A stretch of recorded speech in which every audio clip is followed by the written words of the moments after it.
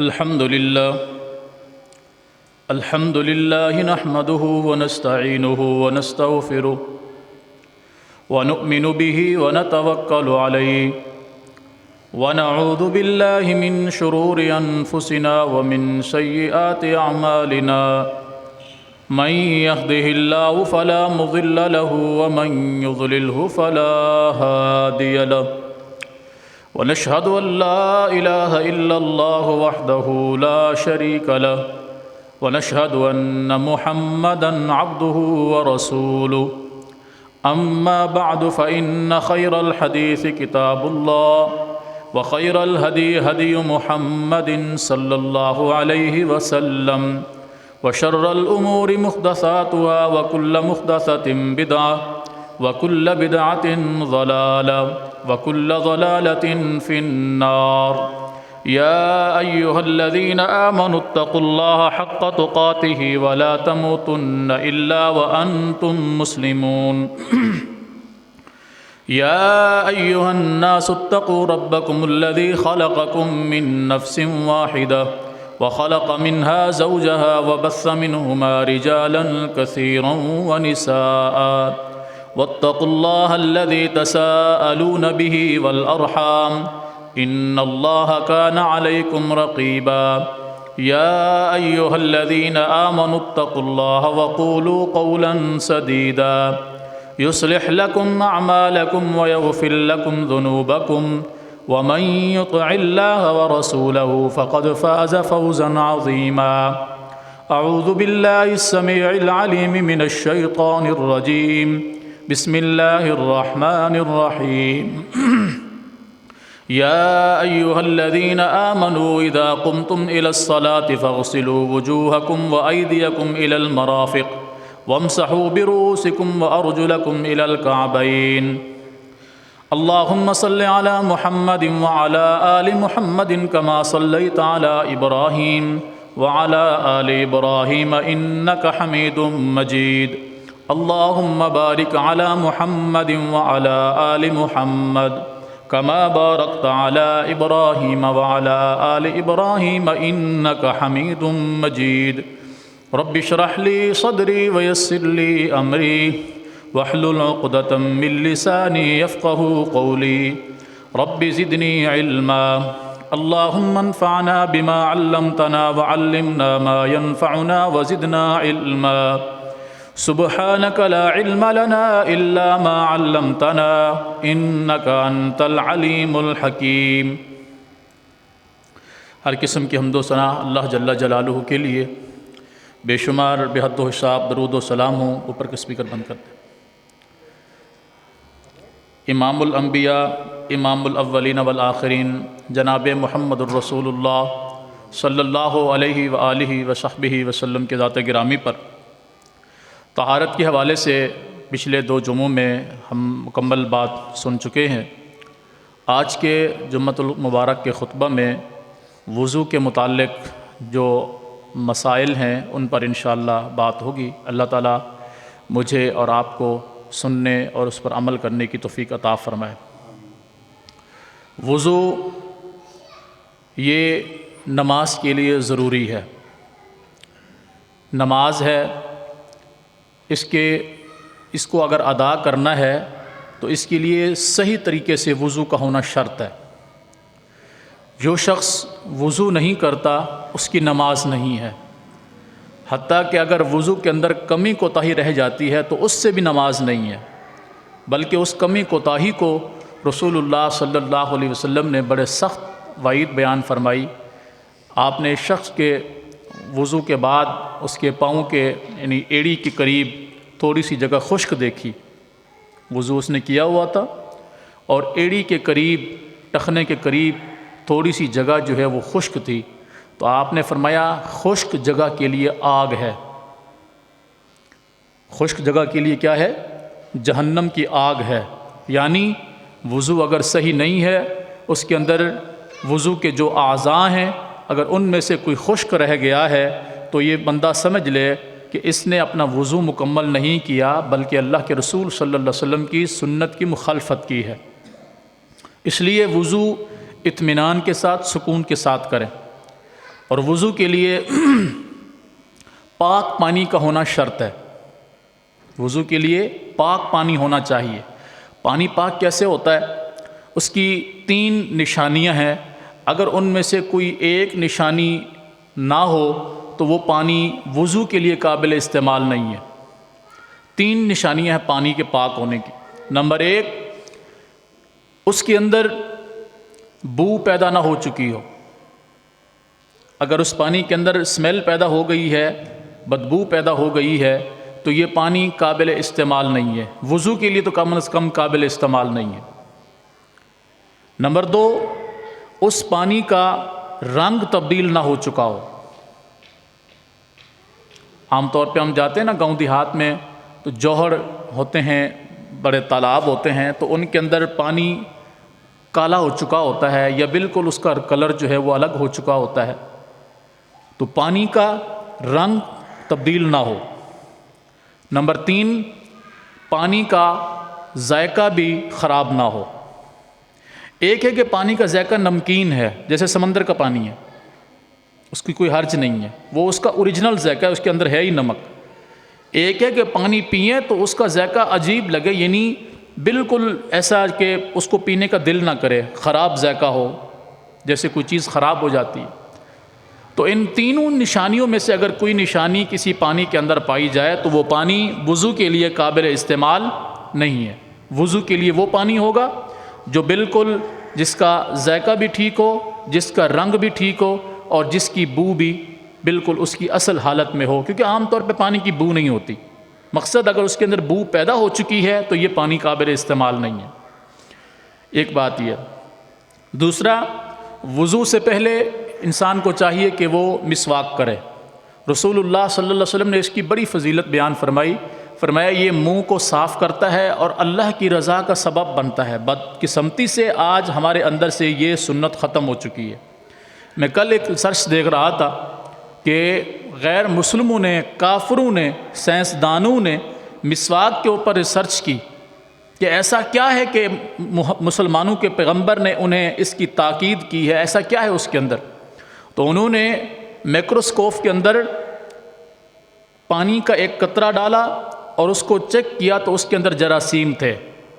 پھر اسی پانی کے اندر انہوں نے مسواک کو رکھا، یعنی جس برتن میں سے وہ پانی کا قطرہ لیا تھا اسی پانی کے اندر انہوں نے کچھ دیر مسواک کو رکھا، پھر وہ پانی جب دوبارہ چیک کیا تو وہی جراثیم مر چکے تھے۔ آج سے 1450 سال پہلے نبی کریم صلی اللہ علیہ وسلم نے بیان فرمائی کہ پانی مسواک جو ہے یہ منہ کو صاف کرتا ہے۔ آج ہمارے دانتوں کی، ہمارے منہ کی جتنی بیماریاں ہیں اس کا سبب یہ ہے کہ ہم نے اس کو چھوڑ دیا، ٹوتھ پیسٹ استعمال کرنا شروع کر دیا، حالانکہ ان ٹوتھ پیسٹوں کے اوپر بھی لکھا ہوا ہے کہ یہ کس قدر کامیاب ہے اور کتنی مہلک ہے۔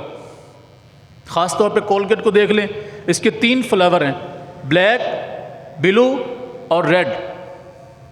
بلیک بھی قابل استعمال نہیں ہے، بلو بھی قابل استعمال نہیں ہے، ریڈ بھی قابل استعمال نہیں ہے۔ سائڈ پہ نا چھوٹا سا یوں چورس سا نشان بنا ہوا ہوتا ہے کولگیٹ کے اوپر، تو وہ بتایا ہوا ہے کہ بلیک کتنا خطرناک ہے، بلو کتنا خطرناک ہے، ریڈ کتنا خطرناک ہے، اور گرین وہ کہتے ہیں کہ یہ کامیاب ہے لیکن ہے وہ بھی خطرناک۔ صاف در جو چیز بناوٹی بنی ہوئی ہے وہ کبھی فائدہ مند تو کم از کم نہیں ہو سکتی۔ زہری طور پر وہ چاہے جتنا ہمارے منہ کو صاف کر دے، اس میں خوشبو پیدا کر دے، لیکن وہ کامیاب نہیں ہے۔ اسی وجہ سے آج ہم نے اپنے دانتوں کا بھی ستیہ ناش کر دیا، اپنے منہ کا بھی ستیہ ناش کر دیا، اور بہت ساری بیماریوں کے اندر ہم گر گئے، کیونکہ زیادہ تر بیماریاں کہاں سے داخل ہوتی ہیں؟ منہ کے ذریعے۔ ہم کوئی بھی چیز کھاتے ہیں، کوئی بھی چیز پیتے ہیں تو وہیں سے ہی ان کا سارا جو ہے وہ داخلہ ہوتا ہے اور یہیں سے ساری بیماریاں پیدا ہوتی ہیں۔ تو مسواک اسے لازمی کرنا چاہیے۔ میں بھی سستی کرتا ہوں، اللہ مجھے بھی ہدایت عطا فرمائے۔ یہ ضروری ہے، وضو کے لیے ضروری نہیں ہے، ویسے طہارت کے لیے کیا ہے؟ ضروری ہے۔ منہ کو صاف کرنے کے لیے ضروری ہے، اللہ کی رضا کے لیے ضروری ہے۔ نبی کریم صلی اللہ علیہ وسلم نے فرمایا اگر میں اپنی امت پر مشقت محسوس نہ کرتا کہ میری امت مشقت کے اندر پڑ جائے گی، تکلیف کے اندر پڑ جائے گی، تو میں انہیں حکم دیتا کہ ہر نماز کے ساتھ مسواک کریں۔ ایک حدیث میں ہے کہ ما کل وضوء، ہر وضو کے ساتھ مسواک کریں۔ تو عام طور پہ کبھی کبھی بندہ ایسا ہوتا ہے کہ اس نے ظہر کا وضو کیا اور اس کا وہ وضو قائم رہا، اس نے اسی کے ساتھ عصر پڑھ لی، مغرب کا وضو کیا تو اس کے ساتھ عشاء پڑھ لی، تو حدیث میں وضو کا لفظ بھی ہے کہ ہر وضو کے ساتھ وہ ان کو میں حکم دیتا کہ مسواک کرو، لیکن ایک وضو کے ساتھ 2 نمازیں 3 نمازیں پڑھی جا سکتی ہیں۔ تو حضور نے دوسری حدیث میں ہر نماز کا حکم دیا، کیونکہ 5 نمازیں تو الگ الگ وقت پہ پڑھنی ہے نا۔ تو آپ نے فرمایا اگر میں اپنی امت پر مشقت محسوس نہ کرتا کہ یہ تکلیف میں آ جائیں گے کہ ہر نماز میں مسواک نکالیں مسواک کریں، تو میں انہیں حکم دیتا کہ یہ ہر نماز کے ساتھ مسواک کیا کریں۔ اور آپ صلی اللہ علیہ وسلم جب بھی سوتے وقت مسواک کر کے سوتے، اپنے منہ کو پاک کر کے سوتے، حالانکہ آپ کا منہ پاک ہی تھا۔ بھلا کیا مجال نجاست کی کہ وہ رسول اکرم صلی اللہ علیہ وسلم کے قریب بھی آ سکے؟ آپ تو ہمیشہ پاک صاف رہتے تھے، اس کے باوجود آپ سوتے مسواک کر کے سوتے، اور اٹھتے تب بھی سب سے پہلے اپنے آنکھوں کو ملتے اور اپنی نیند کو دور کرتے اور مسواک اٹھا کے سب سے پہلے مسواک کرتے۔ پھر ہر نماز کے ساتھ تو علیحدہ بات۔ تو مسواک یہ کرنی چاہیے، یہ سنت کا طریقہ بھی ہے، اللہ کی رضا کا سبب بھی ہے، منہ کو صاف کرنے اور بیماریوں سے نجات کا سبب بھی ہے۔ تو یہ ہر وضو کے ساتھ بھی کریں اور ہر نماز کے ساتھ بھی کریں۔ انشاءاللہ کوشش کرتے ہیں کہ کوئی بندوبست کرتے ہیں کہ یہاں کم از کم سب ساتھیوں کو مسواک مل جائے انشاءاللہ۔ اللہ کوئی اسباب پیدا فرما دے انشاءاللہ۔ اور اس کے ساتھ ساتھ وضو کے لیے کم سے کم پانی استعمال کیا جائے۔ یہ جو عموماً ہم گھر کے اندر پانی استعمال کرتے ہیں، بیسن کے اوپر نل کھول دیا، یا مسجد کے اندر جا کر وضو خانے کے اندر وضو کرتے ہیں، نل کھول دیا، بس جا رہا ہے پانی، یہ پانی کا اسراف ہے، ضیاء ہے، زیادتی ہے، یہ گناہ ہے۔ یہ کیا ہے؟ ثواب نہیں ہے، یہ گناہ ہے۔ رسول اللہ صلی اللہ علیہ وسلم 1 مد پانی کے ساتھ وضو فرماتے تھے۔ 1 مد کتنا ہے؟ عام طور پہ جو ہم گھروں کے اندر نارمل گلاس استعمال کرتے ہیں نا، 1 گلاس سے وضو فرماتے تھے، 1 گلاس سے۔ اور اللہ کا شکر ہے ہم کم از کم 20 لیٹر پانی استعمال کر لیتے ہیں ایک وضو میں۔ یعنی نل کھلا ہوا ہے جیسی سپیڈ میں، تو وہ کھلا ہوا ہی ہے نا، تو وہ کتنی دیر کھلا رہے گا جتنی دیر ہم وضو نہیں کرتے، ایسا ہے کہ نہیں؟ تو کم سے کم پانی سے وضو کرنا ہے، کم سے کم پانی سے۔ حتیٰ کہ رسول اللہ صلی اللہ علیہ وسلم نے اپنے صحابی سے فرمایا کہ اگر تم چلتی ہوئی بہتی ہوئی نہر کے کنارے پہ بیٹھ کے وضو کر رہے ہو تو وہاں پر بھی پانی کو ضائع نہ کرو۔ حالانکہ جو نہر سے پانی آپ اٹھائیں گے تو وہ واپس کہاں گرے گا؟ نہر میں ہی گرے گا نا۔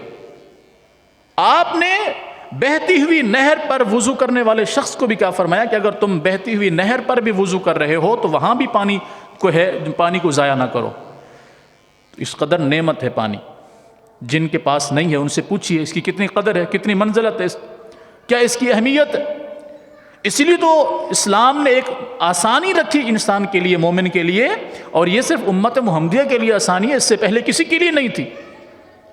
صرف امت محمدیہ کو یہ شرف حاصل ہے، ان کو یہ فضیلت حاصل ہے۔ اس امت سے پہلے یہ فضیلت کسی کو حاصل نہیں تھی، کسی نبی کو، کسی نبی کی امت کو۔ اور وہ کیا تھی کہ آپ نے فرمایا کہ مجھے 5 ایسی چیزیں عطا کی گئی ہیں جو مجھ سے پہلے کسی پیغمبر کو نہیں دی گئیں۔ ان میں سے ایک یہ بھی ہے کہ میرے لیے ساری زمین کو پاک کر دیا گیا ہے، یعنی اگر میں کہیں وضو کے لیے پانی نہ پاؤں تو میں پاک مٹی سے تیمم کر لوں تو مٹی کو بھی میرے لیے پاک کر دیا گیا ہے۔ اور یہ فضیلت محمد الرسول اللہ صلی اللہ علیہ وسلم سے پہلے کسی نبی کو حاصل نہیں ہوئی، اور آپ کے ذریعے یہ آپ کی امت کو حاصل ہوئی۔ تو اس میں بھی اسلام نے کیا کہا کہ اگر تم سفر کے اندر ہو، تمہارے پاس پانی کم ہے، تم اگر اس سے وضو کرتے ہو تو تمہارے پاس پینے کے لیے نہیں رہے گا، تو تم تیمم کر لو۔ تو گویا کہ وہاں بھی پانی حالانکہ کتنا ہوتا ہے، اس پانی کو بھی محفوظ کرنے کے لیے شریعت نے آسانی کر دی کہ چلو تیمم کر لو۔ تو جب پانی موجود ہو اس وقت اسراف کرنا، اسے ضائع کرنا، یہ بھی شریعت کے اندر حرام ہے، منع ہے۔ تو کم سے کم پانی سے وضو کیا جائے۔ سردی ہے، پانی کو گرم کر سکتے ہیں، گرم پانی سے بھی آپ وضو کر سکتے ہیں، لیکن تب بھی کم سے کم۔ اور نہاتے وقت تب بھی پانی کا استعمال کم سے کم کریں۔ ہم تو اللہ کا شکر ہے جب تک 2-3 بڑی بالٹیاں وہ استعمال نہ کر لیں تو ہمارا جسم صاف نہیں ہوتا نا۔ رسول اللہ صلی اللہ علیہ وسلم 2.5 مد پانی، یعنی 1 سا جسے آپ کہہ سکتے ہیں، اللہ آپ کا بھلا کرے، کوئی 1.5 کلو، 1.25 کلو پانی، اس کے ساتھ آپ صلی اللہ علیہ وسلم غسل فرماتے تھے۔ اور ہماری حالت کیا ہے؟ ہم تو جب تک 20 25 30 کلو کی بالٹی گرم پانی کی اپنے جسم کے اوپر نہ بہا لیں تو ہمیں سکون نہیں آتا۔ تو شریعت نے اس قدر ہمیں احتیاط کا حکم دیا ہے، تو پانی وضو کے اندر بھی کم استعمال کرنا ہے، غسل کے اندر بھی کم استعمال کرنا ہے۔ اور اس کا طریقہ کار رسول اللہ صلی اللہ علیہ وسلم کے صحابہ نے جو رسول اللہ صلی اللہ علیہ وسلم کو دیکھا وضو کرتے وقت، وہ یہ تھا کہ آپ صلی اللہ علیہ وسلم سب سے پہلے مسواک کرتے، مسواک کرنے کے بعد آپ تھوڑا سا پانی لیتے اور اپنے یعنی دائیں ہاتھ سے پانی لیتے اور اپنے بائیں ہاتھ کو صاف کرتے۔ دائیں ہاتھ سے پانی لیا تھوڑا سا اور اس کے ساتھ بائیں ہاتھ کو دھو لیا، کیونکہ بائیں ہاتھ کے ساتھ عموماً استنجا کرتا ہے، تو اس لیے پہلے بائیں ہاتھ کو دھو لیا، پھر آپ صلی اللہ علیہ وسلم پانی لیتے اور اس کے ساتھ دونوں ہاتھوں کو دھوتے، یہاں تک۔ پنجابی میں گٹ کہتے ہیں اور اردو میں کیا کہتے ہیں؟ مرچی، کیا کہتے ہیں جی؟ مرچا، یہاں تک کلائی تک، ٹھیک ہے؟ دونوں ہاتھوں کو اچھے طریقے سے دھوتے، اور صحابی فرماتے ہیں رسول اللہ صلی اللہ علیہ وسلم اپنے ہاتھوں کو ملا کرتے تھے۔ اچھا، ملنا کیوں، کس لیے ہوتا ہے؟ میل بھی صاف ہو جائے اور دوسرا پانی جذب بھی ہو جائے۔ جب پانی آپ تھوڑا استعمال کریں گے، اس کو ملیں گے تو وہ پانی جگہ گیلی ہو جائے گی، پانی زیادہ بہائیں گے وہ اوپر سے بہہ جائے گا، اس کو ملیں گے تو وہ تھوڑا پانی بھی آپ کا کام کر جائے گا۔ تو آپ پانی لیتے اور دونوں ہاتھوں کو جو ہے وہ کلائیوں تک، مرچوں تک دھو لیتے اس طرح اچھی طریقے سے، اور ان کے درمیان یوں خلال کرتے تاکہ یہ جو جگہیں ہیں انگلیوں کے درمیان والی یہ بھی کیا ہو جائیں، تر ہو جائیں، گیلی ہو جائیں، خشک نہ رہیں۔ ہم تو وضو کے درمیان جا کر یہ کام کرتے ہیں نا، میں بتاتا ہوں آگے چل کے انشاءاللہ، حالانکہ وہ نہیں ہے سنت میں۔ سنت میں کیا ہے کہ ہاتھ دھوتے ہی آپ نے اپنی انگلیوں کا خلال کرنا ہے، آپ اپنی انگلیوں کا اچھے طریقے سے خلال کرتے، یوں ان کے درمیان اچھے طریقے سے ان کو دھو لیتے۔ پھر آپ صلی اللہ علیہ وسلم جب یہ دھو لیتے، ایک حدیث میں ہے کہ آپ 2 مرتبہ دھوتے، ایک میں ہے 3 مرتبہ دھوتے، تو زیادہ سے زیادہ کتنی مرتبہ دھویا جا سکتا ہے؟ 3 مرتبہ، کم سے کم 1 مرتبہ۔ اگر 1 مرتبہ میں آپ اچھے طریقے سے دھو چکے ہیں تو آپ کو دوسری دفعہ یا تیسری دفعہ دھونے کی ضرورت نہیں ہے۔ لیکن زیادہ سے زیادہ اگر دھویا جا سکتا ہے تو کتنی دفعہ دھویا جا سکتا ہے؟ 3 دفعہ۔ وضو کے ہر اعضاء کو سوائے مسح کے، سر کے مسح کے علاوہ باقی وضو کا ہر اعضاء 3 دفعہ زیادہ سے زیادہ دھویا جا سکتا ہے۔ 3 دفعہ سے زیادہ دھونا یہ بھی وضو کے اندر زیادتی ہے، اسراف ہے۔ تو آپ کیا کرتے؟ سب سے پہلے اپنے ہاتھوں کو دھوتے اور ان کے درمیان، انگلیوں کے درمیان خلال کرتے، پھر آپ صلی اللہ علیہ وسلم پانی لیتے اور آپ پانی آدھا منہ میں ڈالتے، آدھا آپ ناک میں چڑھاتے۔ ہم تو یوں کرتے ہیں نا کہ پہلے 3 دفعہ کلی کے لیے پانی منہ میں ڈالتے ہیں، پھر 3 دفعہ ناک میں پانی ڈالتے ہیں۔ شریعت نے اس طرح سکھایا ہے، محمد الرسول اللہ صلی اللہ علیہ وسلم کا طریقہ یہ ہے کہ آپ پانی لیتے، آدھا پانی آپ منہ میں ڈالتے اور آدھا پانی آپ ناک پہ چڑھاتے۔ اس میں بھی آپ اندازہ لگیں کہ پانی کی کتنی بچت۔ جب ہم پورا چلو بھر کے منہ میں ڈالیں گے، پھر پورا چلو بھر کے ناک میں ڈالیں گے، 3 چلو منہ میں ڈالے، 3 چلو ناک میں ڈالے، کتنے ہو گئے؟ 6۔ اور حضور نے 3 چلو سے ہی سارا کام کیا، ناک میں بھی اور منہ میں بھی۔ تو کس قدر رہنمائی کی شریعت نے۔ آدھا پانی آپ منہ میں ڈالتے، اس سے غرارہ کرتے، اور آدھا پانی ہی آپ ناک پہ چڑھاتے اور ناک کو کھینچتے۔ شریعت نے غرارہ کرنے کا حکم دیا ہے، پانی منہ میں لے کے یوں اوپر منہ کر کے ہلکا سا پانی کو گردن کے اندر ہلانا، پریشر کرنا، اسے کیا کہتے ہیں؟ غرارہ۔ اور یہ روزے کی حالت میں نہیں کیا جائے گا، یہ کام روزے کی حالت میں نہیں کیا جائے گا، کیونکہ روزے کی حالت میں جب انسان غرارہ کرتا ہے تو ممکن ہے پانی حلق میں چلا جائے اور روزہ ٹوٹ جائے۔ تو روزے کی حالت میں ایسا نہیں کرنا، روزے کے علاوہ ہر وضو کے اندر اس طرح کرنا چاہیے، یہ سنت کا طریقہ ہے۔ اور آپ نے حکم دیا کہ غرارہ کرو سوائے اس کے کہ تم روزے کی حالت میں ہو، ناک میں پانی چڑھاؤ، اس کو کھینچو سوائے اس کے کہ تم روزے کی حالت میں ہو۔ ناک میں بھی پانی چڑھانا تو اس کو کھینچنا ہے، حتیٰ کہ پانی اوپر نرم ہڈی تک پہنچ جائے۔ پانی ناک میں ڈالیں اور اس کو کھینچیں پیچھے، یہاں تک کہ پانی نرم ہڈی تک پہنچ جائے۔ یہ رسول اللہ صلی اللہ علیہ وسلم کا حکم ہے۔ کیوں؟ تاکہ جتنی گندگی یا نجاست ہے وہ ختم ہو جائے۔ ایک دوسرا، رسول اللہ صلی اللہ علیہ وسلم نے ناک کو جھاڑنے کا حکم کیوں دیا؟ آپ نے فرمایا جب انسان سوتا ہے نا، انسان سوتا ہے تو شیطان انسان کی نرم ہڈی کے اندر آ کر رات گزارتا ہے۔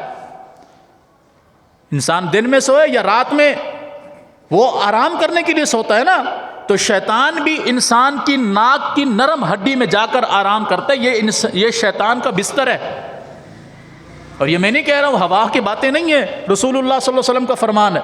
اس لیے آپ ناک کو اچھی طریقے سے جھاڑتے کہ شیطان کی نجاست، اس کی نحوست نکل جائے۔ حالانکہ آپ کے ناک کے ساتھ اس طرح کا کوئی مسئلہ نہیں تھا، کیونکہ آپ کے ساتھ جو شیطان تھا اللہ نے اس کو بھی آپ کے تابع کر دیا تھا۔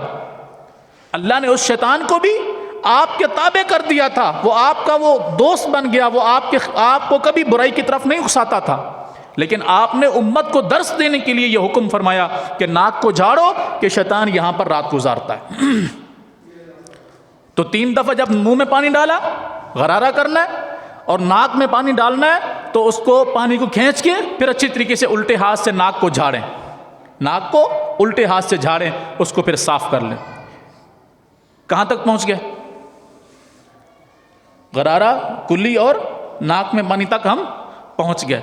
سب سے پہلے ہاتھ دھوئے اور اس کے بعد منہ میں پانی ڈال کے کلی کی، غرارہ کیا، اور پھر ناک میں پانی ڈالا، اس کو کھینچا اور ناک کو جھاڑا، صاف کیا۔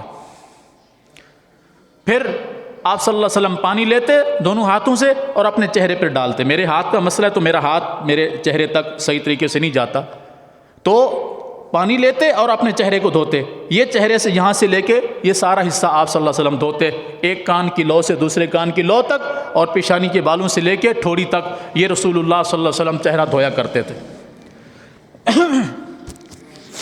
جن کی داڑھی نہیں ہے ان کی تو موج ہے، کیا خیال؟ اللہ رکھنے کی توفیق دے۔ بڑی زبردست نعمت ہے اللہ کی۔ آپ 3 دفعہ پانی ڈالتے چہرے پہ، اپنے چہرے مبارک کو اچھی طریقے سے دھوتے، یوں ملتے، اس کو ملنے کا حکم پھر یاد ذہن میں رکھنا، کیوں؟ تاکہ پانی کم سے کم استعمال ہو، اور جو پانی گیا ہے اس سے جسم کا جو حصہ ہے، وضو کا جو اعضاء ہے، یہ تر ہو جائے۔ آپ 3 مرتبہ اپنے چہرے کو دھوتے اور پھر آپ پانی لیتے، اپنی داڑھی مبارک کے اندر یوں پانی ڈالتے اور پھر اس کا یوں خلال کرتے۔ تو جن کی نہیں ہے سنت سے محروم ہو گئے کہ نہ ہو گئے؟ کیا خیال؟ جن کی داڑھی نہیں ہے سنت سے محروم ہو گئے کہ نہیں ہو گئے؟ کتنی بڑی نعمت سے محروم ہو گئے۔ نماز جس کے لیے وضو ضروری ہے، وضو جس کے لیے داڑھی کا خلال کرنا بھی ضروری ہے، وہ اس سے بھی محروم ہو گئے۔ اس سے بھی کوئی بڑی بد نصیبی ہو سکتی ہے؟ میرے خیال میں اب ہمیں تھوڑی تھوڑی سمجھ آنا شروع ہو جائے گی انشاءاللہ کہ ہم کن کن چیزوں سے محروم ہیں۔ اور پھر سب سے بڑی بات، قیامت کے دن اگر رسول اللہ صلی اللہ علیہ وسلم نے اتنی بات پوچھ لی کہ میرے چہرے میں ایسا کون سا نقص نظر آیا تھا جو تم نے میرے چہرے کے خلاف اپنا چہرہ بنایا، تو ایمانداری سے بتائیے گا، میرے پاس، آپ کے پاس کوئی جواب ہوگا؟ کوئی ہے جواب؟ کوئی جواب نہیں۔ چھوڑ دیجئے اس کو۔ اگر یہ اللہ کو پسند ہی نہ ہوتی تو وہ لاتا ہی نہیں۔ اگر یہ چیز مرد کے لیے عیب کا سبب ہوتی تو کائنات کے سب سے خوبصورت ترین مرد محمد الرسول اللہ صلی اللہ علیہ وسلم ہے، اللہ ان کے چہرے پر بھی نہ لاتا۔ کوئی وجہ ہے اس کی، کوئی حیثیت ہے اس کی، اس کو چھوڑ دیجئے اللہ کے لیے۔ تو آپ اپنے چہرے کو دھوتے اور پھر آپ پانی کے ساتھ اپنی داڑھی کا کیا کرتے؟ خلال کرتے، یعنی اسے تر کرتے۔ داڑھی خشک رہ جاتی ہے، عموماً ہم وضو کرتے ہیں بس چہرہ دھو لیتے ہیں، ہماری داڑھی یہ نیچے سے ساری خشک ہوتی ہے، تو یہ خشک نہیں رہنی چاہیے۔ وضو کے اندر داڑھی خشک نہیں رہنی چاہیے۔ پانی لیں، داڑھی کو اوپر کر کے یوں ڈالیں گے اس کے اندر، اور پھر اس کے اندر یوں اچھی طریقے سے ملیں گے، خلال کریں گے، تو یہ کیا ہو جائے گی؟ تر ہو جائے گی۔ یہ وضو کے اندر ضروری ہے۔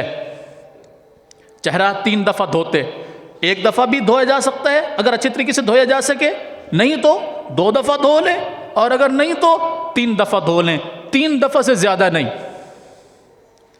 اور اس کو معاف کر دیں اللہ کے لیے۔ پھر آپ صلی اللہ علیہ وسلم اپنا دایاں بازو دھوتے، دائیں ہاتھ پہ پانی ڈالتے اور اس کو دھوتے، یہاں سے لے کے انگلی سے لے کے یہ کوہنی تک، یہ دھونا ہے 3 دفعہ، 1 دفعہ 2 دفعہ، زیادہ سے زیادہ 3 دفعہ۔ آپ پانی ڈالتے اور اس کو اچھے طریقے سے یوں ملتے. یہ میں اس لیے پریکٹیکل طور پہ بتا رہا ہوں تاکہ آپ لوگوں کو اچھی طریقے سے بات سمجھ میں آ جائے. آپ اچھے طریقے سے اس کو ملتے. صحابہ ملنے کی کیفیت بیان کر رہے ہیں کہ آپ کیوں ملتے تھے. ہم تو بس پانی ڈالتے ہیں، یوں کر دیا، یوں کر دیا، اللہ اللہ خیر سلام. نہیں، اچھے طریقے سے اس کو ملیں، دھوئیں اس کو. کیونکہ میں پہلے حدیث شروع میں عرض کر چکا ہوں کہ وضو کا کوئی اعضاء جو وضو کے اندر دھونا ہے، اگر وہ خشک رہ گیا وضو مکمل نہیں ہے. وضو نہیں ہے تو نماز نہیں ہے. تو لہٰذا اچھے طریقے سے بازو کو دھوئیں کوہنی تک.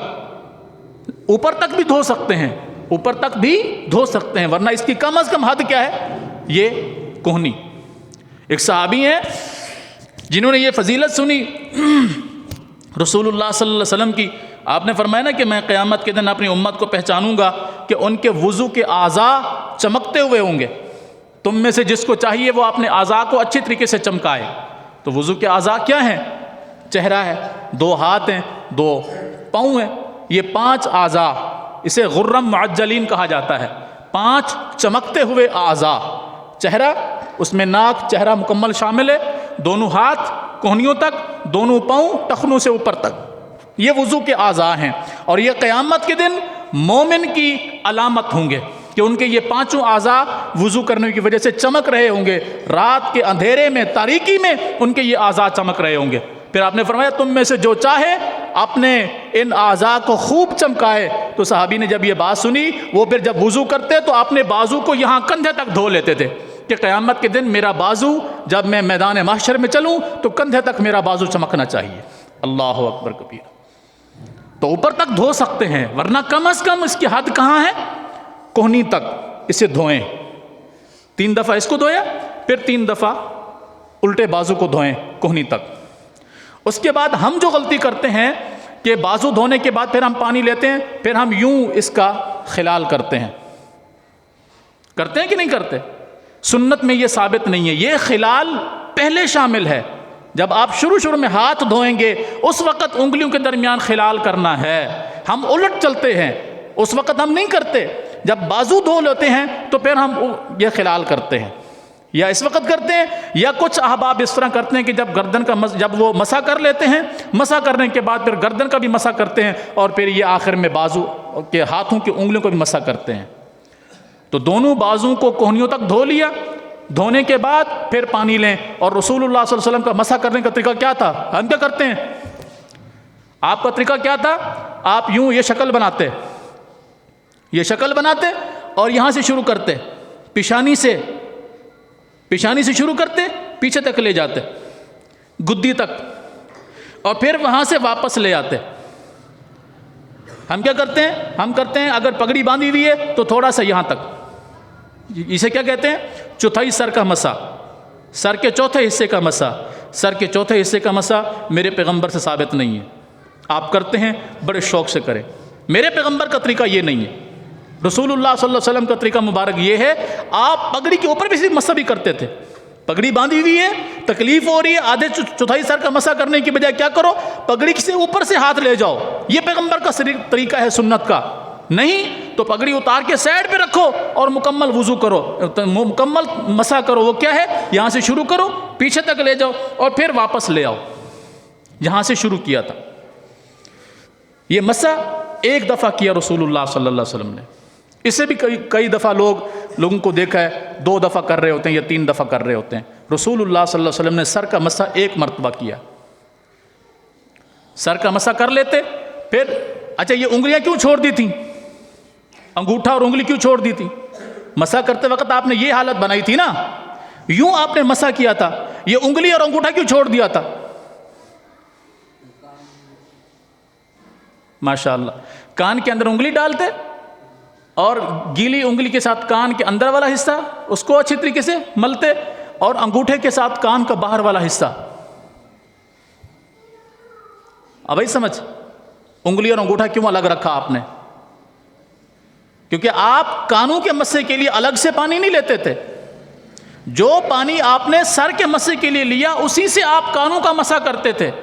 آپ کانوں کے لیے الگ سے پانی نہیں لیتے تھے. ہم الگ کرتے ہیں.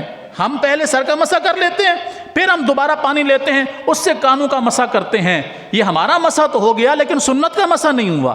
اور میں پہلے عرض کر چکا ہوں، عمل اللہ وہی قبول کرے گا جو پیغمبر کے طریقے کے مطابق ہو۔ میرے باپ نے، میرے استاد نے، میرے مولوی نے، میرے امام نے، مجھے فلاں نے جو سکھایا، میں اس کی اصلاح کروں، میں دیکھوں کہ میرے پیغمبر کا طریقہ کیا ہے صلی اللہ علیہ وسلم۔ تو آپ کیا کرتے؟ سر کا مسح کرتے، 3 انگلیوں کے ساتھ یوں لے جاتے پیچھے تک، پھر واپس لے آتے، اور پھر انگلیوں کو اپنے کانوں کے اندر ڈال کے اچھے طریقے سے گھماتے اور انگوٹھے سے باہر کے حصے کو مسح کرتے۔ یہ سر کا مسح ہے۔ اب اس کے بعد کچھ نہیں ہے مسح کے لیے، اس کے بعد کچھ نہیں بچتا۔ ہم کیا کرتے ہیں؟ مسح کر لیا سر کا، پھر ہم کرتے ہیں گردن کا، یوں مسح کر لیا۔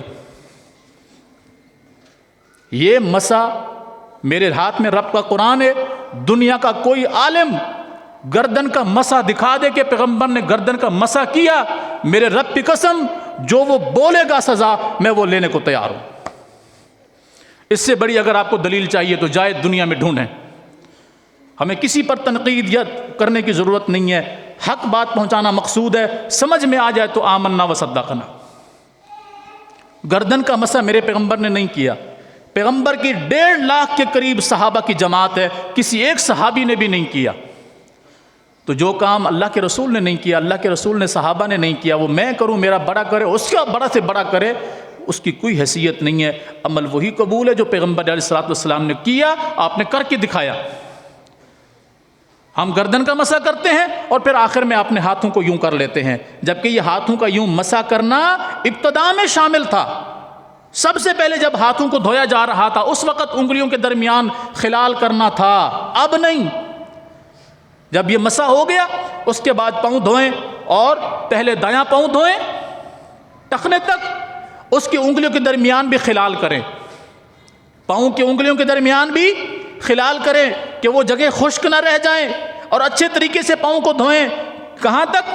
یہ ٹخنے تک دھونا کم از کم ضروری ہے، اوپر تک بھی دھو سکتے ہیں ورنہ کم از کم یہاں تک ٹخنے سے اوپر تک دھوئیں، اور اچھے طریقے سے دھوئیں کہ اس کی کوئی ایڑی پیچھے سے خشک نہ رہ جائے۔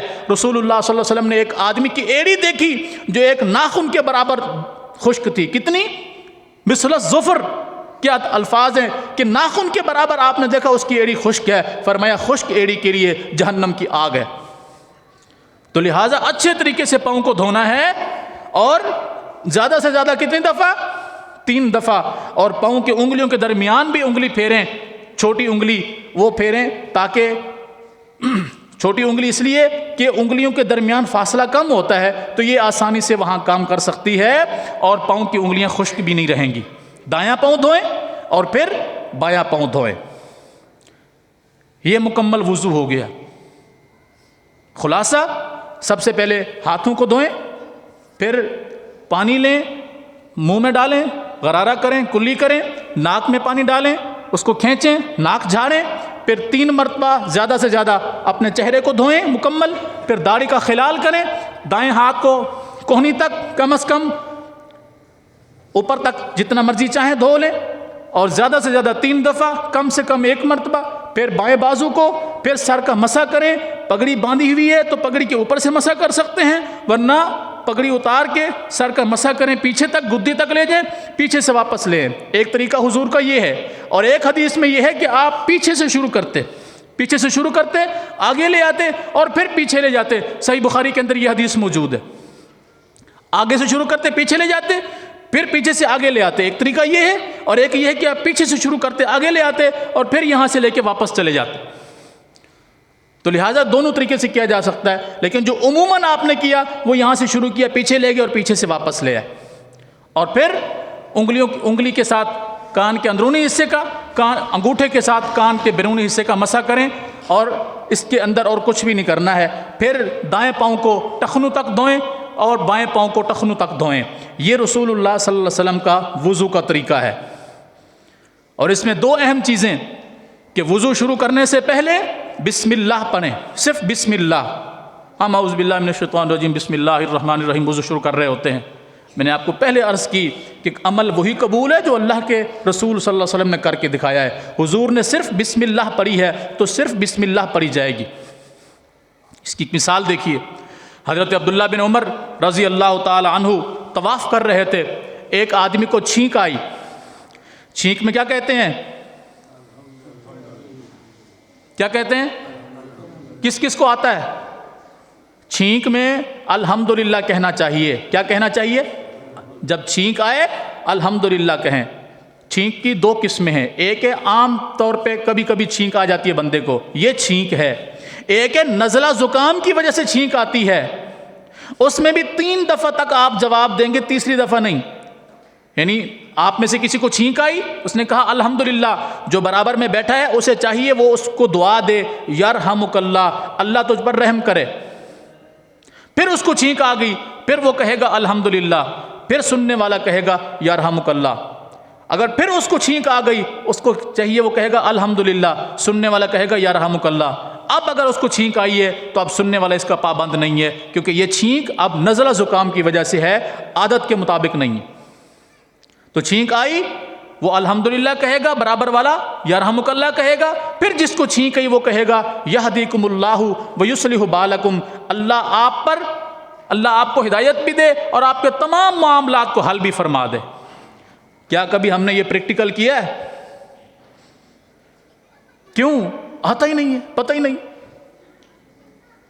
ہم تو الٹا مذاق کرتے ہیں، یار تو نے اتنی زور سے چھینک ماری، مجھے ڈرا ہی دیا تم نے۔ اللہ اکبر کبیر۔ کیوں؟ کبھی اسلام کے نزدیک نہیں آیا، کبھی سیکھا نہیں، کبھی سمجھا نہیں، ہم اس کو مذاق بنا لیتے ہیں۔ اور جانتے ہیں چھینک آتی کیوں ہے؟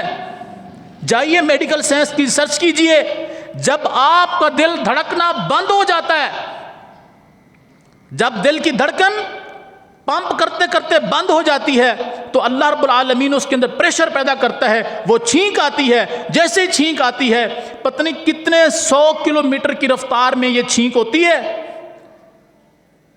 اس سے فوراً وہ دل کے اندر جو بندش آ رہی تھی اللہ اس کو فوراً ریلیز کر دیتا ہے۔ اس پر اللہ کے رسول نے فرمایا کہو الحمدللہ۔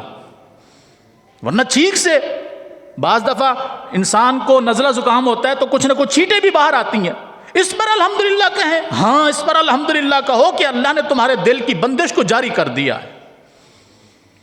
کوئی عام چیز نہیں ہے، شاید زندگی میں آپ یہ مسئلہ پہلی دفعہ سن رہے ہو۔ تو لہٰذا اس آدمی نے کیا کہا؟ الحمدللہ۔ طواف کر رہے ہیں، اس کو چھینک آئی اور اس نے کہا الحمدللہ۔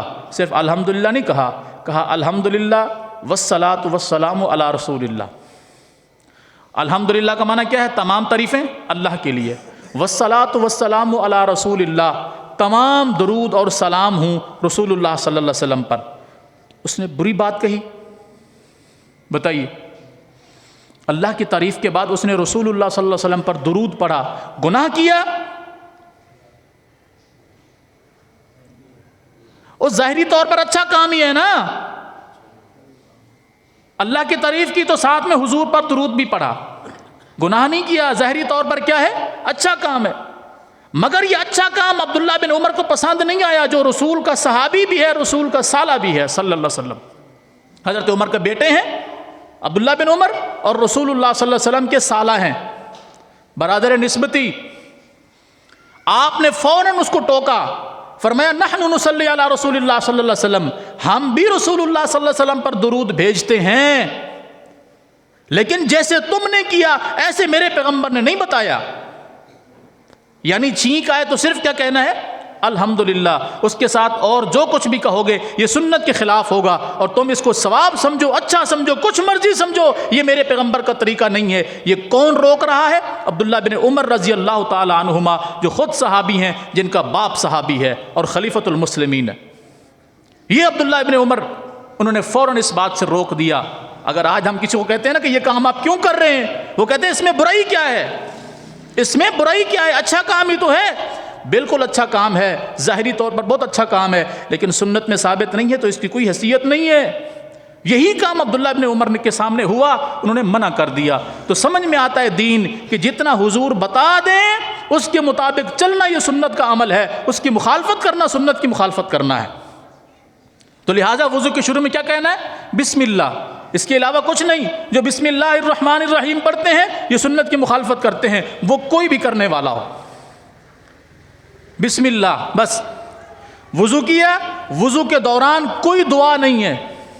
ہم عموماً لوگوں کی زبان سے سن رہے ہوتے ہیں، وہ ہاتھ دھوتے وقت کچھ اور پڑھ رہے ہوتے ہیں، مسح کرتے وقت کچھ اور پڑھ رہے ہوتے ہیں، اور پاؤں دھوتے وقت کچھ اور پڑھ رہے ہوتے ہیں۔ یاد رکھیے، وضو کی ابتدا سے لے کے انتہا تک درمیان میں کوئی دعا سنت سے ثابت نہیں ہے۔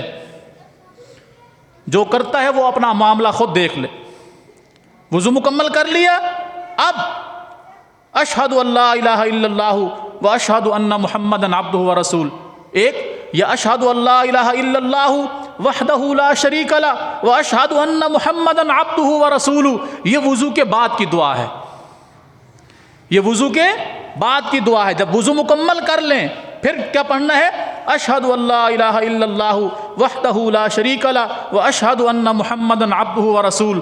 ایک دعا یہ آپ صلی اللہ علیہ وسلم پڑھتے، اور دوسری دعا پڑھتے اللہم اجعلنی من التوابین، اے اللہ مجھے توبہ کرنے والوں میں سے بنا دے، مجھے توبہ کرنے والوں میں سے بنا دے، وجعلنی من المتطہرین، اور مجھے پاک صاف رہنے والے لوگوں میں سے بنا دے۔ اللہ اکبر کبیرہ، یہ وضو کے بعد کی دعا ہے۔ اور تیسری دعا بھی ہے، کبھی کبھی آپ صلی اللہ علیہ وسلم وہ بھی پڑھا کرتے تھے، سبحانک اللہم و بحمدک اشہد ان لا الہ الا انت استغفرک و اتوب الیک۔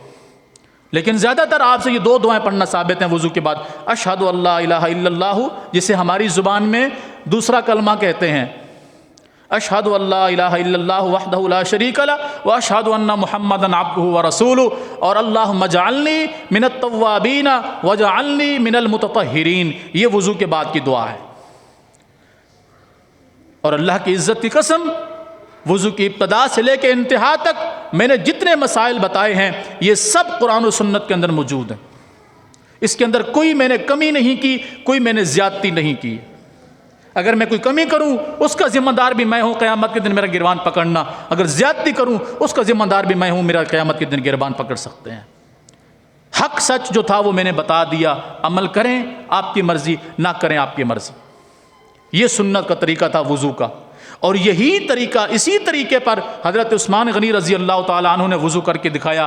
کتنے صحابہ موجود تھے، صحیح مسلم کے اندر حدیث ہے، آپ نے اپنے غلام کو حکم دیا وہ پانی لائے، وہ پانی لانے کے بعد وہ پانی ڈالتا گیا، عثمان غنی رضی اللہ تعالیٰ نے بسم اللہ پڑھا، پھر اپنے ہاتھوں کو دھویا، پھر کلی کی، پھر ناک میں پانی چڑھایا، پھر چہرہ مبارک دھویا، پھر ہاتھوں کو دھوئے، پھر سر کا مسح کیا، پھر پاؤں دھوئے۔ اس کے بعد فرمایا لوگو مجھے اللہ کی قسم میں نے تمہیں ایسے وضو کر کے دکھایا ہے جیسے میں نے محمد الرسول اللہ صلی اللہ علیہ وسلم کو وضو کرتے ہوئے دیکھا تھا۔ سب صحابہ نے کہا اے عثمان واقعتاً آپ نے ایسا ہی وضو کیا ہے، رسول اللہ صلی اللہ علیہ وسلم ایسا ہی وضو کرتے تھے۔ اس کے کچھ مسائل وضو کے اور کن چیزوں سے وضو ٹوٹ جاتا ہے یہ انشاءاللہ اگلے جمعے بیان ہوں گے۔ اقول قولی ھذا واستغفر اللہ لی ولکم ولسائر المسلمین۔